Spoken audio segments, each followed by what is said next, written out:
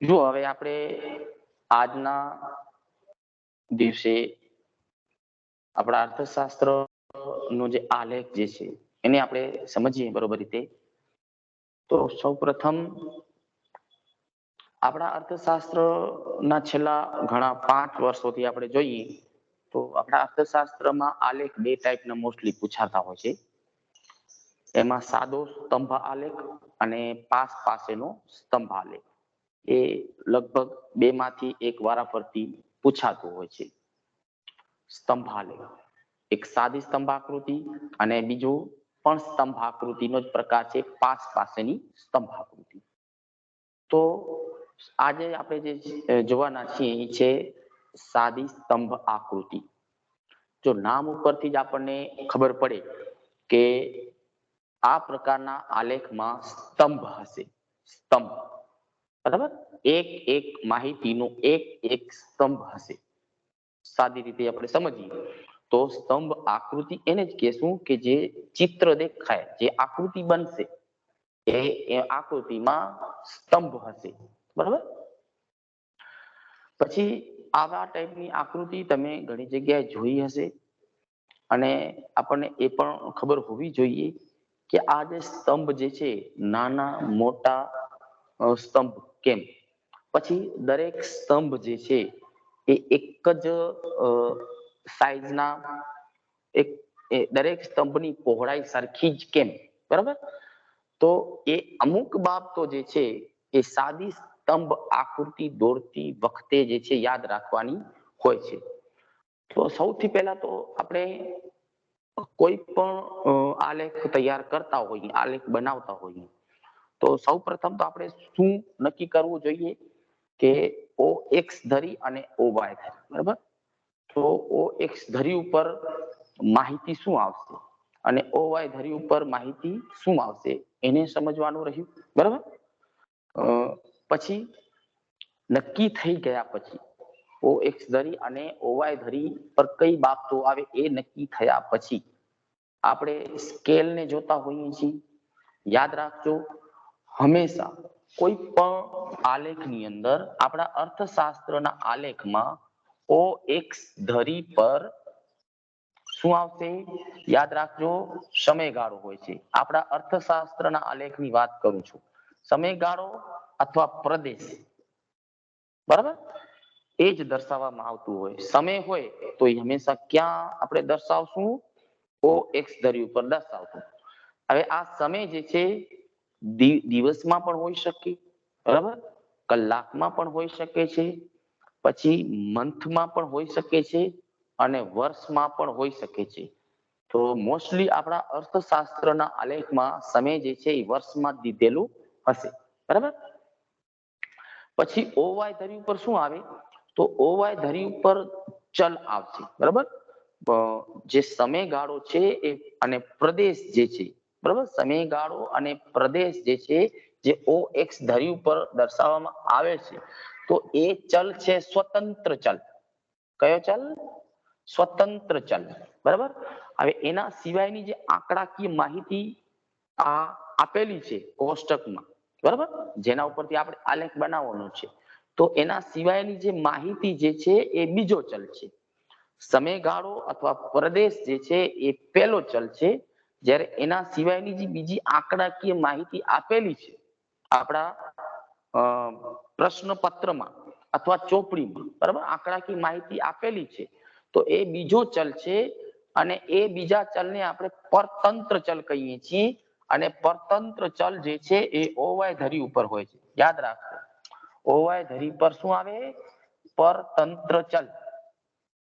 હવે પરતંત્ર ચલ આપણે એમ થાય કે આ પરતંત્ર ચલ એ શું? જો સ્વતંત્ર ચલ તો આપણે ખબર પડી કે સમયગાળો અને પ્રદેશ જે છે, આપણા અર્થશાસ્ત્રના આલેખની વાત કરું છું, તો સમયગાળો અને પ્રદેશ જે છે એ સ્વતંત્ર ચલ છે અને એ હંમેશા ક્યાં આવશે? ઓ એક્સ ધરી ઉપર જ આવશે. જ્યારે ઓ વાય ધરી ઉપર પરતંત્ર ચલ હશે અને પરતંત્ર ચલ જે છે એ શું હશે?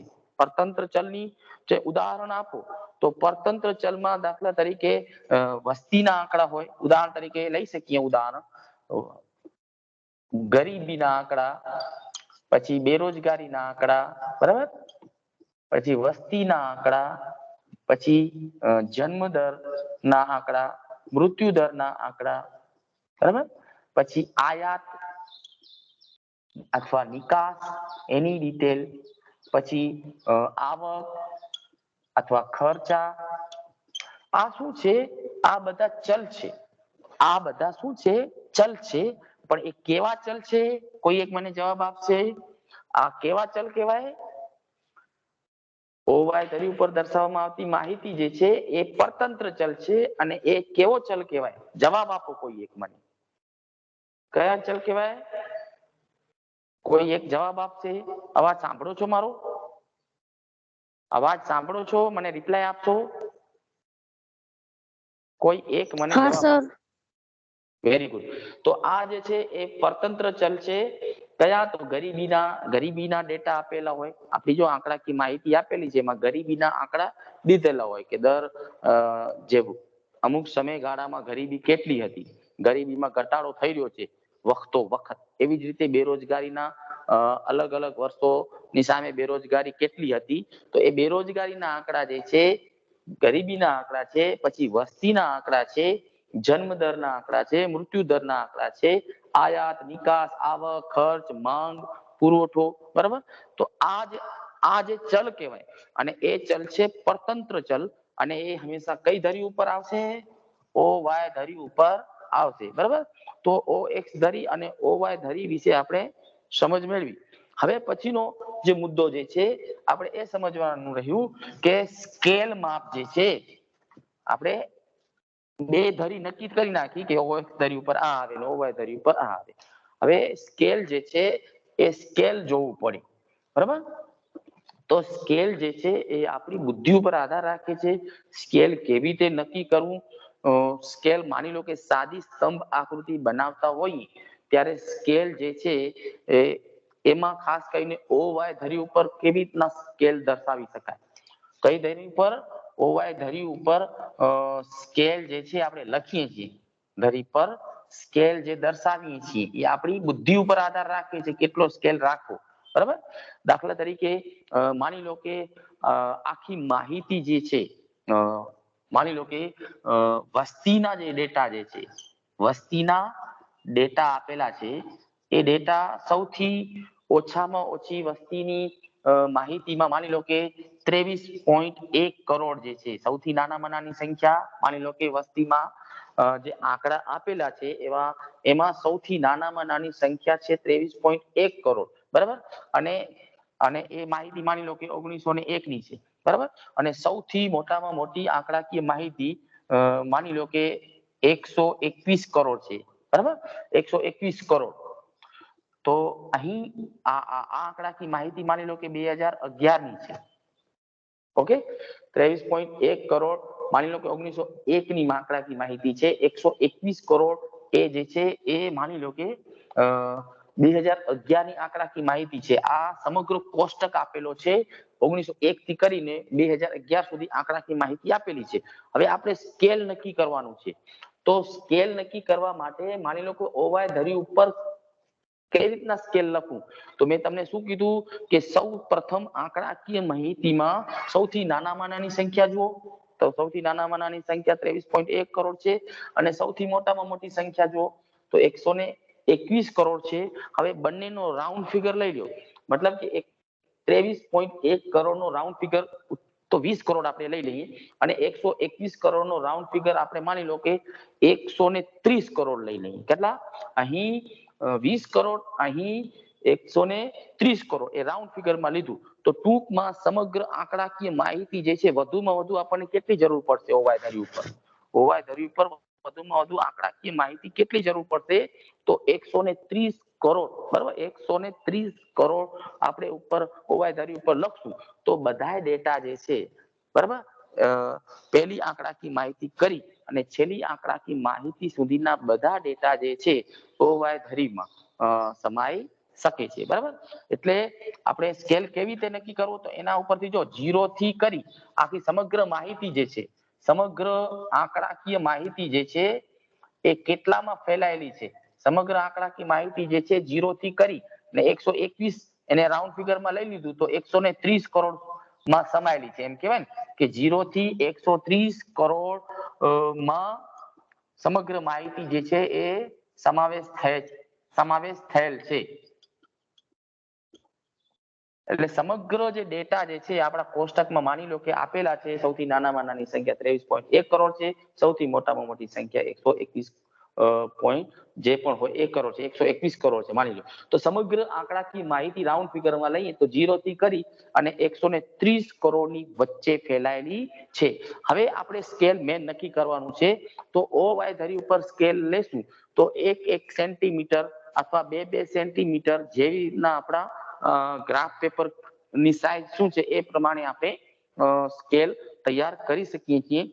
તો હવે માની લો કે 1 સેન્ટીમીટર બરાબર 10 લઈએ છીએ. કેટલા? 1 સેન્ટીમીટર બરાબર 10 આપણે સ્કેલ નક્કી કર્યું OY ધરી ઉપર. માની લો કે OY ધરી ઉપર 1 સેન્ટીમીટર બરાબર 10 લઈએ છીએ. સમજો બરાબર.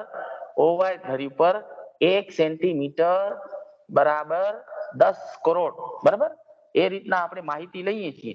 તો 10 કરોડ 1 સેન્ટીમીટર બરાબર 10 કરોડ. તો 10 ને એવા કેટલા ખાના જોશે? કારણ કે સમગ્ર આંકડાકીય માહિતી જે છે 130 કરોડમાં ફેલે છે. છેલ્લો આંકડાકીય માહિતી રાઉન્ડ ફિગરમાં 130 કરોડ છે. તો કેટલા ખાના થશે 10 ના? કયો મને કોઈ એક જવાબ આપો. કોઈ એક મને જવાબ આપશો. 10 ના કેટલા ખાના OY ધરી ઉપર થશે? આમ OY ધરી ઉપર આ રીતના કેટલા થશે? 13 થશે બરાબર. હવે સમજો બરાબર. તો 13 થતા હોય, જો 10 કરતા વધી જતા હોય, ખાના 10 કરતા વધી જાય છે, જો 1 2 3 એટલે 10 નું અંતર લઈએ છીએ. સમજો બરાબર. માની લો કે 10 20 30 એમ કરીને 130 સુધી આપણે પહોંચાડીએ છીએ બરાબર. તો આવા કેટલા ખાના થશે? 13 થશે 1 સેન્ટીમીટર ના. તો આ 10 કરતા વધુ ખાના થતા હોય, 10 કરતા વધુ ખાના થતા હોય તો એ આલેખ બરોબર રીતે દેખાશે નહીં. યાદ રાખજો. જો કોઈ આંકડાકીય માહિતીમાં જો આ સ્કેલ આપણે નક્કી કર્યું છે, દરેકને પોતાને જ નક્કી કરવાનું છે કે રીતના આકૃતિ બેસાડવાની છે આપણા ઉપર નક્કી કરે છે. જો આપણે 10 સેન્ટીમીટર 10 નું અંતર રાખશું, 1 સેન્ટીમીટર બરાબર 10 કરોડ રાખશું તો 13 ખાના થશે. તો એ આકૃતિ તો બની જશે, આકૃતિ તો સાચી જ છે, પરંતુ એ આકૃતિ વ્યવસ્થિત લાગશે નહીં. તો વ્યવસ્થિત રીતે આકૃતિ દેખાય 10 કરતા ઓછા ખાના હોય, વધુમાં વધુ 10 કરતા વધી જશે તો આકૃતિ બરોબર રીતે દેખાશે નહીં. એટલે કે 10 કરતા ઓછા ખાના થાય એવું આપણે સ્કેલ માપ નક્કી કરવું પડે. તો 10 કરતા ઓછા ખાના થાય એવું સ્કેલ માપ નક્કી કરવા માટે શું કરવું પડે? શું કરવું પડે? 10 ખાના કરતા ઓછા ખાના થાય એના માટે સ્કેલ માપ નક્કી કરવા માટે આપણે શું કરશું? બોલો કયો મને. કોઈ એક જવાબ આપશે સમજણમાં જેને પડતું હોય તો. આપણે અહીંયા અંતર કેટલું રાખ્યું છે? બધા વચ્ચે અંતર કેટલું રાખ્યું છે? 10 નું રાખ્યું છે. એટલે 10 નું અંતર રાખ્યું છે એટલે 13 ખાના થાય છે. તો આપણે કંઈક એવું વિચારીએ કે ખાના ઓછા થાય. તો ખાના ઓછા ક્યારે થઈ શકે? કયો. આ જે અંતર જે છે 20 નું અંતર રાખી સર. કેટલો? બરોબર છે. 20 ફરીથી દો. Very good. 20 નું અંતર રાખી શકાય. શું નામ છે બેટા તારું? મકવાણા અંસા. હા, મકવાણા અંસા. Very good. તો આ જે 20 નું અંતર રાખીએ આપણે, શું 10 ની જગ્યાએ આપણે શું કરી શકીએ? 1 સેન્ટીમીટર 10 કરોડ આને ચોકડો મારીએ, કારણ કે આમાં 13 ખાના થઈ જાય છે. એટલે 1 સેન્ટીમીટર બરાબર 20 કરોડ રાખીએ. જો કેટલો? 20 કરોડ રાખશું તો આ જે છે આ સ્કેલ પ્રમાણે આપણા ખાના જે છે 10 કરતા ઓછા થઈ જશે. એટલે અહીંયા આપણે ડાયરેક્ટ શું કરશું? આ જે છે એની જગ્યાએ આપણે અંતર જે છે એ 1 સેન્ટીમીટર ના અંતરમાં કેટલી માહિતી રાખશું? 20 રાખશું બરાબર. એટલે 1 સેન્ટીમીટર બરાબર 20 કઈ નાખીએ તો 20 40 અને 60 પછી 80 પછી 100 પછી 120 અને છેલ્લી જે છે 140 બરાબર. આ શું છે? અહીં વસ્તી છે. શેમાં છે? તો કરોડમાં છે બરાબર. અને અહીંયા જે છે બાકી OX ધરી ઉપર જે તમારે આ સમગ્ર અલગ અલગ વર્ષ હોય એ વર્ષ આવશે, બરાબર. એટલે હવે ખબર પડી કે OY ધરી ઉપર સ્કેલ કેવી રીતે નક્કી કરવું. તો સ્કેલ હંમેશા એ રીતના જ આપણે નક્કી કરાય કે બની શકે તેમ 10 કરતા ઓછા ખાના થાય. જો આપણે 10-10 નું અંતર રાખશું આવી આંકડાકીય માહિતી, જો આ વિસ્તાર છે આ શું છે, આ વિસ્તાર મોટો છે, 0 થી કરીને 130 કરોડની વચ્ચે વહેંચાયેલું છે, એટલે આ વિસ્તાર જે છે ને મોટો છે અને 10-10 નું અંતર રાખશું તો 13 ખાના થશે. એના કરતા જેમ વિસ્તાર મોટું હોય, વિસ્તાર જેમ આંકડાકીય માહિતીમાં વિસ્તાર મોટું હોય તો સ્કેલ જે છે ઊંચો રાખાય. 10 નું અંતર રાખ્યું, બરાબર, 10 નું અંતર રાખ્યું તો ખાના 13 થઈ જાય છે. એટલે જે અંતર જે છે એની જગ્યાએ અંતર વધારી દીધું, 10 ની જગ્યાએ કેટલું અંતર રાખી દીધું, 20 નું અંતર રાખ્યું તો સરસ મજાની રીતે 10 કરતા ઓછા ખાના તૈયાર થઈ જાય છે. અને આલેખ જે છે સરળ રીતે, વ્યવસ્થિત રીતે, સ્વસ્થ અને એકદમ આલેખ આકૃતિનું સ્વરૂપ જે છે ખૂબ સુંદર દેખાશે જો આપણે સ્કેલ બરોબર રીતે નક્કી કરતા આવડતું હોય, અથવા સ્કેલ જો આપણે બરોબર રીતે નક્કી કરી શકીએ તો આકૃતિ એકદમ બરોબર રીતે વ્યવસ્થિત લાગે છે, બરાબર. એટલે હવે ખબર પડી OY ધરી ઉપર શું આવે એ બરોબર રીતે સમજી ગયા. હવે મેઇન વસ્તુ શું છે, આપણે આજનો મુદ્દો જે છે સ્તંભ આકૃતિ સમજવાનો છે. તો સ્તંભ આકૃતિ માટે અમુક બાબતો કઈ ધ્યાનમાં રાખવાનું છે એ સમજીએ. સ્તંભ આકૃતિ માટે તો સ્તંભ આકૃતિ નામ ઉપરથી ખબર પડી જાય કે સ્તંભ આકૃતિ એટલે શું. તો આકૃતિ જે છે એમાં શું હશે, આ રીતના સ્તંભો હશે, બરાબર. આ શું છે, આ એના સ્તંભ છે. અને એ સ્તંભ જે છે એ ક્યાં હશે, યાદ રાખજો OX ધરી ઉપર જ સ્તંભો દર્શાવેલા છે. આ તમને ખાલી માત્ર ઉદાહરણ માટે આ આકૃતિ બનાવી છે કે OX ધરી ઉપર શું હોય છે, સ્તંભો હોય છે. અને સ્તંભો એની જો અહીંયા સ્તંભો તમે અહીંયા જોઈ શકો છો કે સ્તંભો કઈ ધરી ઉપર છે, તો OX ધરી ઉપર જ સ્તંભ દોરવામાં આવે છે. પ્લસમાં આ જે સ્તંભ જે છે એની આ લંબાઈ જે છે એ લંબાઈ, આ સ્તંભ થોડોક મોટો છે, આ સ્તંભ કરતા આ સ્તંભ થોડોક નાનો છે, અને આ સ્તંભ કરતા આ સ્તંભ વધુ મોટો છે, બરાબર. તો આ સ્તંભ નાનો મોટો એના કરતા મોટો એ શેના લીધે હોય છે, તો જે તે આંકડાકીય માહિતી, મતલબ કે જેટલું ચલનું મૂલ્ય હશે, જે સામે આંકડાકીય માહિતીનો જેટલો મૂલ્ય હશે, જેમ મૂલ્ય વધુ હશે તેમ સ્તંભ ઊંચો, જો એ ચલનું મૂલ્ય ઓછું હશે તો સ્તંભ નાનું થશે, બરાબર. ચલનું મૂલ્ય વધુ તો સ્તંભ વધુ ઊંચો, ચલનું મૂલ્ય ઓછું તો સ્તંભ નાનો, ચલનું મૂલ્ય વધુ તો વળી સ્તંભ મોટો. તો મૂલ્ય જે છે સ્તંભની જે લંબાઈ જે છે, સ્તંભની લંબાઈ જે છે એના મૂલ્ય પ્રમાણે હોય છે.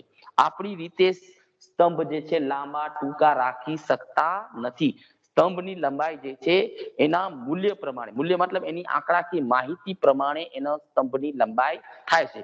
પછી તમે જુઓ કે આ સ્તંભની પહોળાઈ જે છે, દરેક સ્તંભની પહોળાઈ આપણને સરખી લાગે છે. આ પહોળાઈ યાદ રાખજો, આ પહોળાઈ જે છે ને આ વચ્ચેની પહોળાઈ, સ્તંભની પહોળાઈ, તો આ સ્તંભની જે પહોળાઈ જે છે એ બધામાં કેવી લાગે છે, લગભગ સરખી જ લાગે છે. પહોળાઈ સરખી જ લાગે છે, બરાબર. આ પહોળાઈ છે. તો આ સ્તંભની જે પહોળાઈ જે છે એ પણ આપણે સરખી જ રાખવી પડે, યાદ રાખજો. કોઈ પણ સ્તંભ આલેખની આકૃતિ તમે તૈયાર કરતા હો તો સ્તંભની પહોળાઈ જે છે, પહોળાઈ એ સરખી જ રાખવાની, યાદ રાખજો. ઘણા એવું કરે કે એક સ્તંભની પહોળાઈ થોડીક વધારે રાખે, બીજા સ્તંભની પહોળાઈ સાંકડી રાખે, ત્રીજા સ્તંભની પહોળાઈ વધુ રાખે, તો એ ખોટું છે. ઘણા શું કરતા હોય, હું તમને અહીંયા બતાવું, ઘણા એવું કરતા હોય કે આ સ્તંભ જે છે થોડોક વધારે પહોળો કર્યો છે, પછી બીજો સ્તંભ જે છે એ એની પહોળાઈ જરાક ઓછી કરી છે, અને ત્રીજો સ્તંભ જે છે એના કરતા વધારે પહોળું કર્યું છે. તો આ રીતના ખોટું કહેવાય. અહીંયા તમે જોઈ શકો છો ને, આ ખોટું છે. આની પહોળાઈ વધુ છે, આની પહોળાઈ બિલકુલ ઓછી છે, આની પહોળાઈ એના કરતા વધુ છે, તો આ ખોટું. સ્તંભની પહોળાઈ જે છે એ હંમેશા સરખી રાખવાની જ હોય, યાદ રાખજો. સ્તંભની લંબાઈ જે છે, લંબાઈ આંકડાકીય માહિતી પ્રમાણે, જેટલી આંકડાકીય માહિતી એ પ્રમાણેનો સ્તંભની ઊંચાઈ રહેશે. અને સ્તંભની પહોળાઈ જે છે એ બધા સ્તંભોની પહોળાઈ સરખી રાખવામાં આવે છે, બરાબર. આ ખાસ વસ્તુ પછી OX ધરી ઉપર જ હંમેશા સ્તંભો દોરવામાં આવે છે. હવે ત્રીજી ખાસ વસ્તુ યાદ રાખજો કે દરેક સ્તંભ જે છે, દરેક સ્તંભ વચ્ચે અંતર જે છે એ સરખું રાખવું જ પડે. યાદ રાખજો, સ્તંભ આકૃતિ તૈયાર કરવામાં દરેક સ્તંભ વચ્ચે આ જે છે ને પહેલો સ્તંભ અને બીજા સ્તંભ વચ્ચેનો જે અંતર જે છે એ સરખો જ રાખવાનું હોય. અહીંયા તમે જોઈ શકો છો કે આ OX ધરી ઉપર આ પહેલો સ્તંભ, આ બીજો સ્તંભ, આ પહેલો સ્તંભ, આ બીજો સ્તંભ, આ ત્રીજો સ્તંભ. તો આ દરેક સ્તંભ વચ્ચે અહીંયા તમે જોઈ શકો છો ને આ સ્તંભ વચ્ચેનું અંતર જે છે, દરેક સ્તંભ વચ્ચેનું અંતર પણ કેટલું રાખવાનું હોય? સ્તંભ વચ્ચેનું અંતર પણ સરખું જ રાખવું પડે. એટલે અહીંયા હું લખું છું કે જો લંબાઈ જે છે આપણે સૌપ્રથમ આ લંબાઈ અથવા ઊંચાઈ, બરાબર, એ માહિતી પ્રમાણે હોય, આંકડાકીય માહિતી પ્રમાણે હોય. પછી આપણે શું જોયું કે પહોળાઈ, પહોળાઈ જે છે આ સ્તંભોની પહોળાઈ જે છે કેવી રાખવામાં આવે? સરખી રાખવામાં આવે. પછી આ સ્તંભો વચ્ચેનું અંતર કેવું રાખવું? કેવું રખાય? કોઈ એક જવાબ આપો. સ્તંભો વચ્ચે અંતર જે છે એ કેવું રાખવામાં આવે છે? સાંભળો છો? સરખો રાખવામાં આવે. સ્તંભો વચ્ચે અંતર કેવું રાખવું પડે? સરખો અંતર રાખવો પડે. આ ત્રણ ખાસ વસ્તુ યાદ રાખવાની છે. OX ધરી ઉપર જ સ્તંભ આવે. સ્તંભોની ઊંચાઈ જે છે એ આંકડાકીય માહિતી પ્રમાણે ઊંચાઈ રાખવાની હોય. સ્તંભોની પહોળાઈ, દરેક સ્તંભની પહોળાઈ જે છે એ સરખી રાખવાની હોય. અને આ સ્તંભો વચ્ચેનું અંતર જે છે એ પણ કેવું રાખવું? સરખો રાખવું. ઓકે, હવે આપણે એક ઉદાહરણ દ્વારા સમજીએ. એક આંકડાકીય માહિતી નો એક આલેખ બનાવી, સ્તંભ આકૃતિ બધાને આવડશે. હવે માની લો કે એક આંકડાકીય માહિતી આપેલી છે. એ આંકડાકીય માહિતીમાં પહેલું ખાનું છે વર્ષનું, બરાબર. પહેલું ખાનું વર્ષનું આપેલું છે. પહેલું ખાનું માની લો કે વર્ષનું છે અને બીજું ખાનું ગુજરાતમાં દર 1000 પુરુષો સ્ત્રીઓની સંખ્યા. ગુજરાતમાં દર 1000 પુરુષોએ સ્ત્રીઓની સંખ્યા. આ રીતના સમજી લો કે તમને પરીક્ષામાં પેપરમાં આંકડાકીય માહિતી આપેલી છે.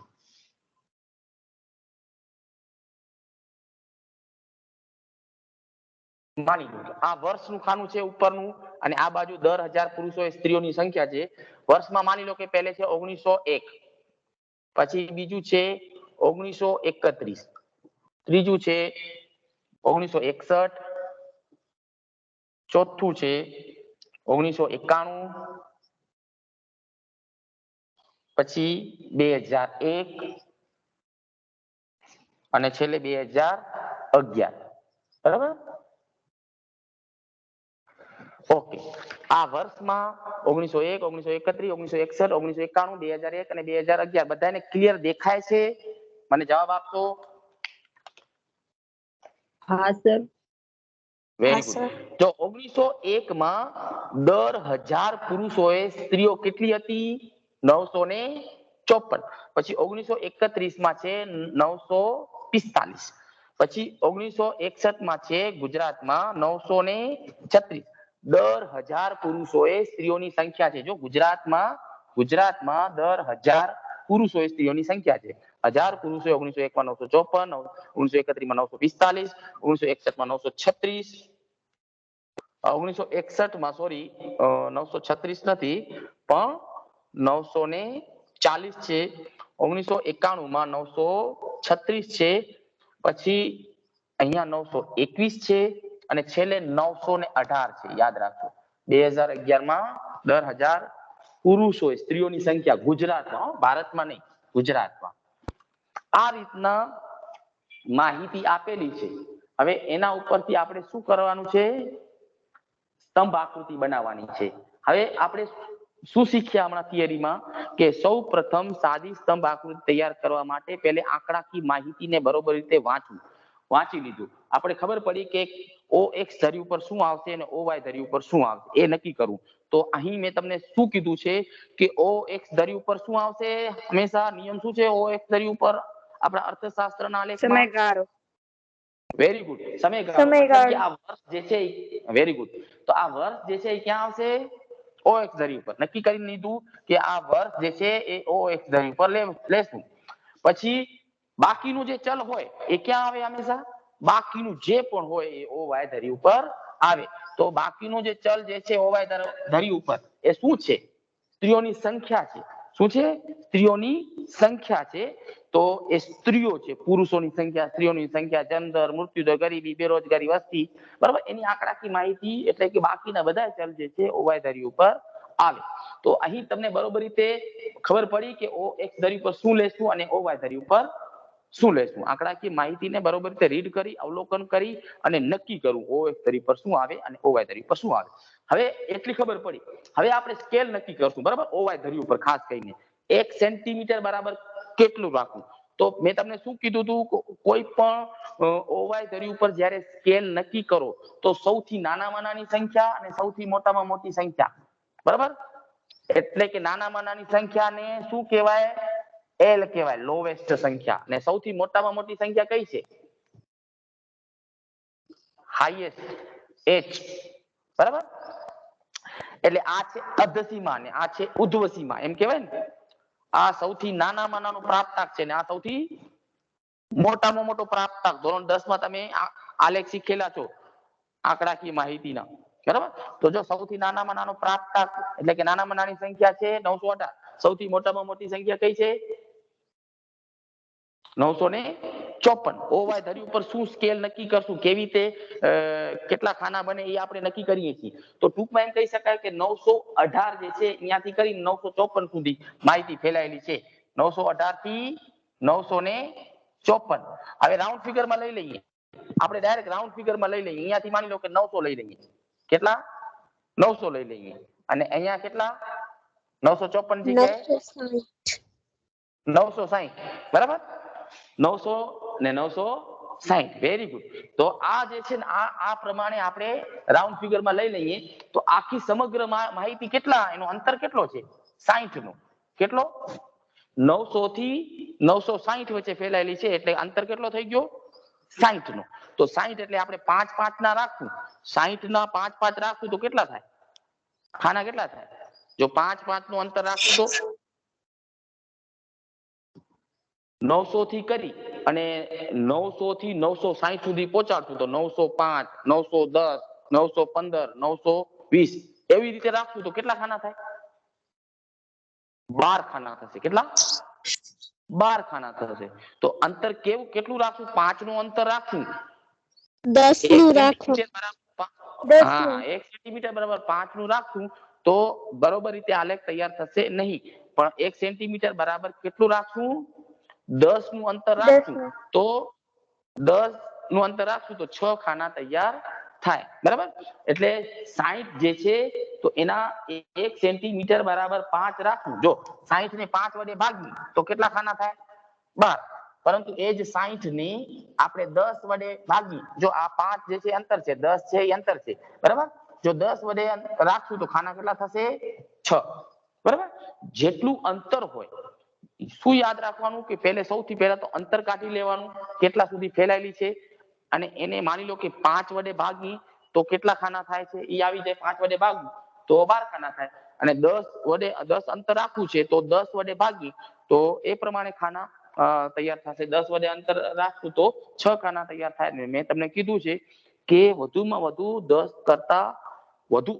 કરતા વધુ ખાના તૈયાર ન થાય એ રીતના સ્કેલ નક્કી કરો.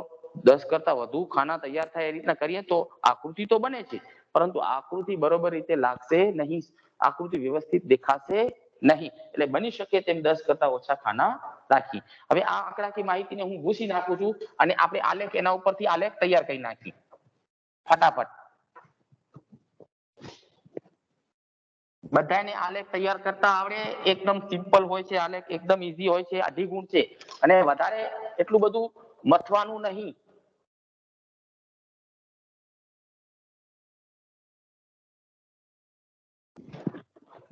અહીં OX ધરી છે અને OY ધરી છે, બરાબર. મેં તમને શું કીધું કે OX ધરી ઉપર શું આવે છે? સમયગાળો. તો સમયગાળો વર્ષમાં છે. અને OY ધરી ઉપર શું છે? સ્ત્રીઓની સંખ્યા છે. દર 1000 પુરુષોએ સ્ત્રીઓની સંખ્યા. દર 1000 પુરુષોએ સ્ત્રીઓની સંખ્યા ગુજરાતમાં, બરાબર. એ આવશે. હવે 1 સેન્ટીમીટર બરાબર આપણે શું લીધું? 10 નું અંતર લીધું ને.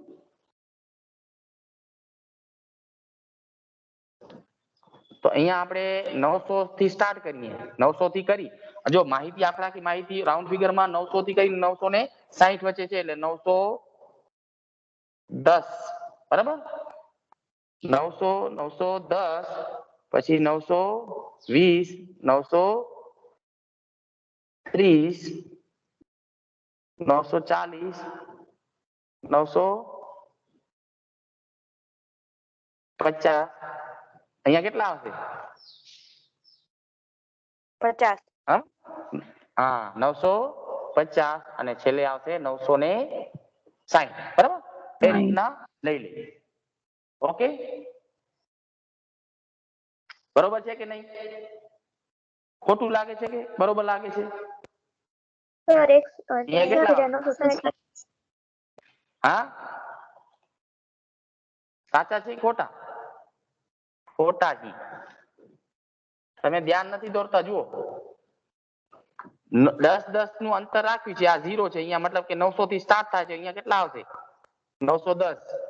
પછી અહીંયા આવશે, કારણ કે આ 10 થઈ ગયા ને, 920, 930, 940, 950, 960, બરાબર. હવે જુઓ, દરેક સ્તંભ જે છે એ આપણે OX ધરી પર લેશું. તો પહેલી આંકડાકીય માહિતી શું છે? 1901. 1901. તો અહીંયા 1901 લઈ લઈએ. 1901. હવે એમાં આંકડાકીય માહિતી કેટલી છે? 954. તો 954 સુધી આપણે પહોંચાડશું સ્તંભ. તો 950 અને 960 એટલે કે અહીંયા હશે.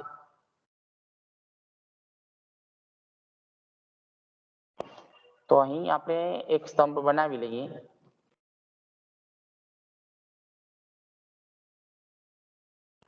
અહીંયા ઉપર લખી નાખીએ 954, બરાબર. આ 1901 ની માહિતી છે.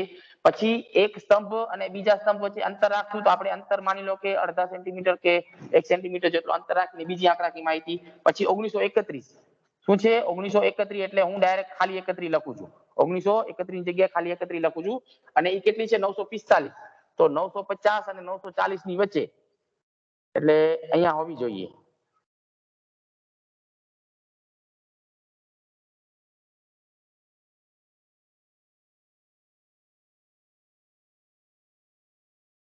આ છે 945, બરાબર. પછી ત્રીજો સ્તંભ છે 1961 ની માહિતીમાં. 1961 ની માહિતી વળી પાછું વર્ગ આ જે સ્તંભો વચ્ચેનું અંતર જે છે એ બરોબર રાખી અને અહીંયા ડાયરેક્ટ 61 કરી નાખું છું, ખાલી 61 એટલે 1961. તો 1961 ની આંકડાની માહિતી છે 940. તો અહીંયા 940 કરી નાખશું.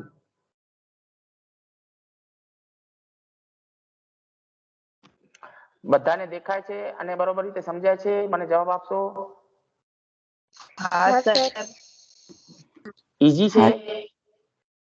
વેરી હા ગુડ, સર. બરાબર. કોમર્સ વાળા છે એને સાવ ઈઝી લાગશે. પછી 1991 માં માહિતી શું છે? 936. કેટલી છે? 936. ઈ છે 1991 માં. તો સ્તંભ વચ્ચેનું અંતર જે છે સરખું રાખી અને અહીંયા 91 કહી નાખીએ. ને એ છે 936 એટલે 40 કરતા થોડીક ઓછી.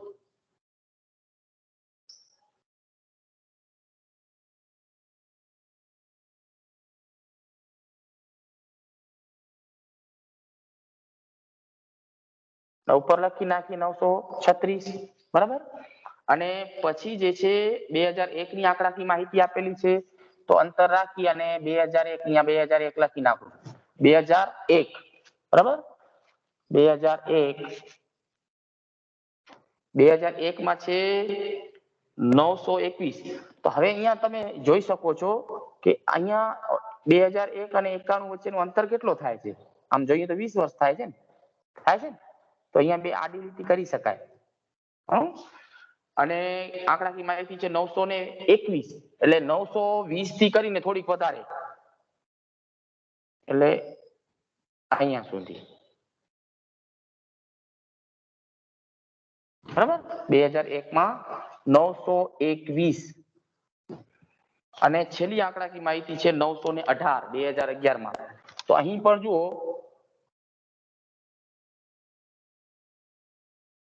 2011 ની અંદર છે 920 થી થોડીક ઓછી.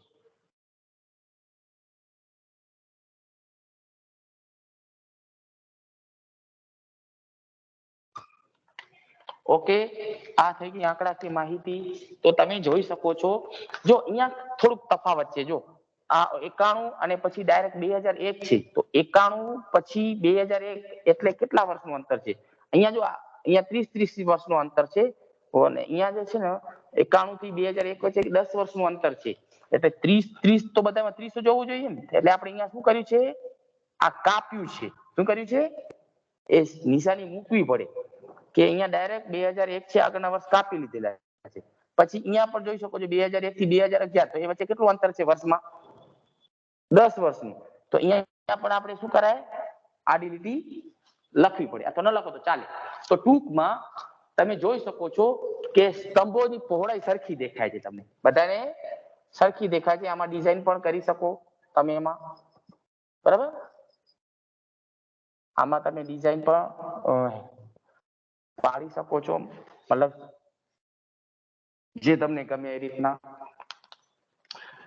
સ્તંભોની પહોળાઈ સરખી લાગે છે. સ્તંભોની જે ઊંચાઈ જે છે, લંબાઈ જે છે, ઊંચાઈ, બરાબર, એ આંકડાકીય માહિતી પ્રમાણે સ્તંભોની ઊંચાઈ છે. અને દરેક સ્તંભ વચ્ચે અંતર જે છે આપણે સરખું રાખ્યું છે. સરખું રાખવાથી દરેક સ્તંભ જે છે એ વ્યવસ્થિત રીતે આપણને દેખાશે, અને આકૃતિ પણ વ્યવસ્થિત રીતે આપણને લાગશે, બરાબર. તો અહીં જે છે આપણે સ્તંભ આકૃતિ વિશે થોડીક માહિતી મેળવી. કોઈ પણ આલેખમાં OX ધરી અને OY ધરી ઉપર શું આવે એની સમજ મેળવી, બરાબર. અને સાદી સ્તંભ આકૃતિ દોરતી વખતે કઈ કઈ બાબતો ધ્યાનમાં રાખવી જોઈએ એની સમજ મેળવી. અને એક ઉદાહરણ પણ આપણે બરોબર રીતે સમજ્યા. તો આઈ હોપ કે તમે બધા બરોબર રીતે આ મુદ્દો જે છે એ સમજી ગયા હશો. કોઈને પણ પ્રશ્નો હોય તો મને પ્રશ્ન તમે કરી શકો છો. કોઈને પ્રશ્ન છે તો આપણે, જો પ્રશ્ન ન હોય તો આપણે તાસ પૂરો કરીએ છીએ. તમે પણ તમારી ટેક્સ્ટ બુકમાં આવા ઉદાહરણ આપેલા હોય સાદી સ્તંભ આકૃતિ માટેના, તો એ ઉદાહરણ દ્વારા પ્રેક્ટિસ કરજો. આકૃતિના 2.5 ગુણ છે, યાદ રાખો. આકૃતિના 2.5 ગુણ છે અને વિશ્લેષણના 2.5 ગુણ છે.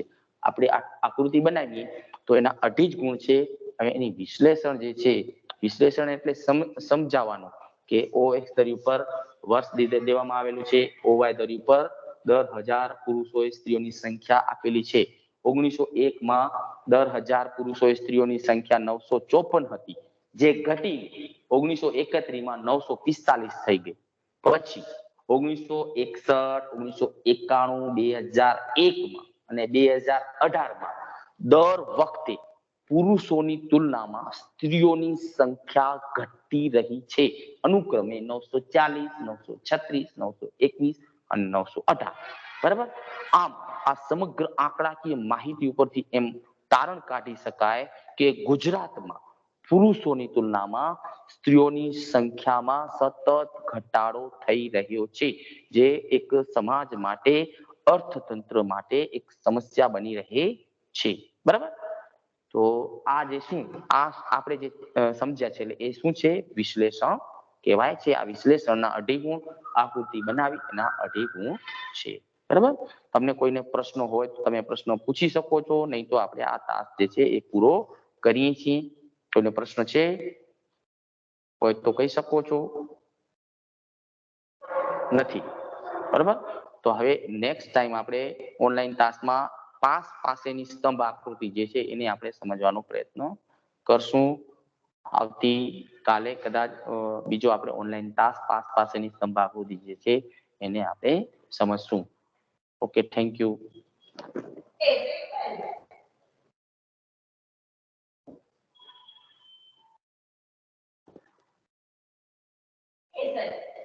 એક